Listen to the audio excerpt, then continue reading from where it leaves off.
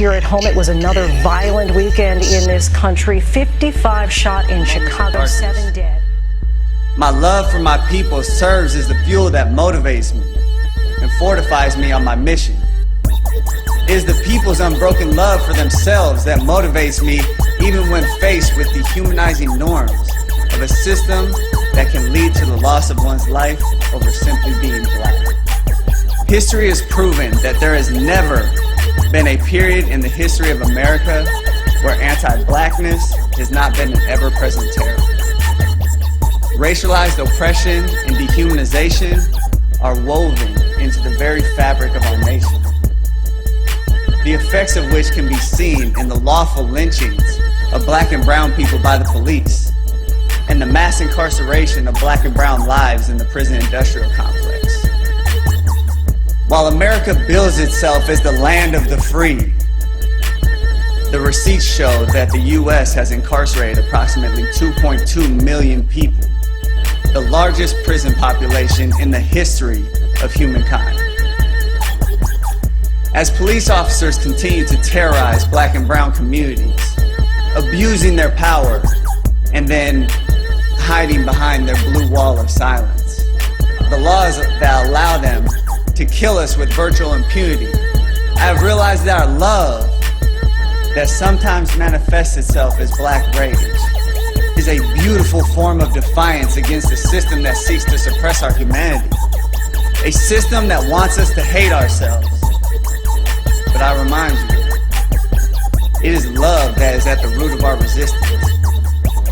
It is our love for 12-year-old Tamir Rice, who was gunned down by the police in less than 2 seconds, that will not allow us to bury our anger. It is our love for Philando Castile, who was executed in front of his partner and his daughter, that keeps us fighting back. It is our love for Stephon Clark, who was lynched in his grandma's backyard, that will not allow us to stop until we liberate our people. Our love is not an individualized love. It is a collective love. A collective love that is constantly combating forms of racialized hate. Chattel slavery, Jim Crow, new Jim Crow, massive plantations, mass incarceration, slave patrols, police patrols.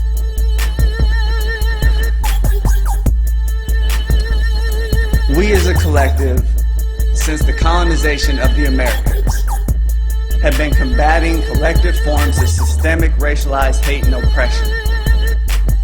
But I am hopeful. I am inspired. This is why we have to protest. This is why we are so passionate. We protest because we love ourselves and we love our people. It was James Baldwin who said, to be black in America and to be relatively conscious is to be in a rage almost all the time. Having conversations about how we're going to handle these anthem protests until Colin Kaepernick gets a job. You agree? Listen, you have to speak to this. We're grown men. It's 2017.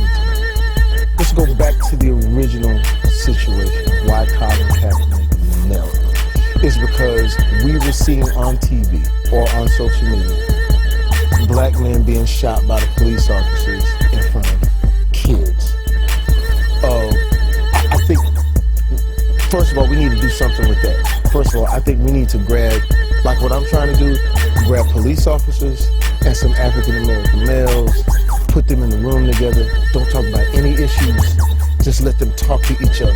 Just let them see a different perception of people. You got a young black kid looking on his social media, and you know how we fan the flames of what's going on, so now he sees it.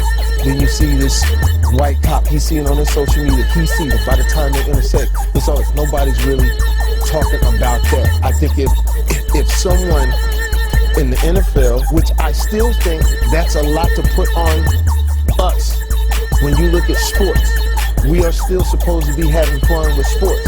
I think the cowards in this are our political leaders. Is that what you want to see? You want to see me die? You know, because that could be the alternative. So either I spent $70,000 on private security over the last few months, and I'm here standing now and able to speak, able to help save 11 million people from being evicted, or I could possibly have a death attempt on my life. And we're also talking about the same exact people who say horrible things about me, who lie to build up their base, and then because they lie about me, I receive death threats. Now, they don't address the fact that I receive death threats after they go on air and say horrible things about me. But then they want to say, oh, but she needs private security. I have private security because my body is worth being on this planet right now. I have private security because the white supremacist, racist narrative that they drive into this country, the fact that they don't care that this black woman that has put her life on the line, they can't match my energy, first of all. This black woman who puts her life on the line, they don't care that I could be taken out of here. They actually probably are okay with that. But this is the thing, I won't let them get that off. You can't get that off. I'm going to make sure I have security because I know I have had attempts on my life and I have too much work to do. There are too many people that need help right now for me to allow that. So if I end up spending $200,000, if I spend $10 more on it, you know what? I get to be here to do the work. So suck it up, and defunding the police has to happen. It should be on our political leaders. We should hold them to task and say, hey man, y'all step up. Do the right things for our neighborhoods, for our people, and stop just collecting a check and burying your heads in the sand, because these guys are being more courageous than they are. And I gotta say, listen man, as a black man in America, we don't have to stand for these things. But I think we need to get back to the original. And then with Colin Kaepernick, that's his comrade. Here at home, it was another violent weekend in this country. 55 shot in Chicago, 7 dead. The police chief in Seattle pleading to get guns off the streets. ABC's Alex Brachet with our report, teaming up with our ABC stations across the country to investigate what's driving this rise in violence. Colin Kaepernick took a knee.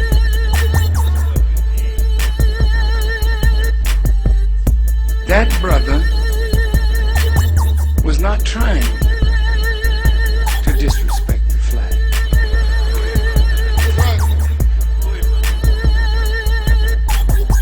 He was disturbed over the police killings of black and brown people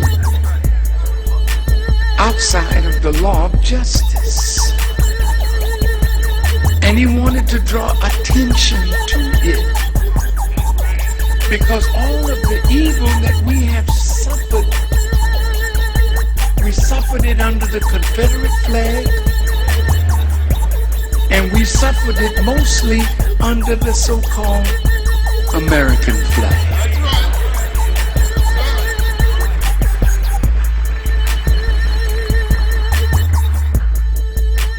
So Colin took a knee on September 1st, 2016, when the flag was presented and the national anthem was played. It has generated much controversy.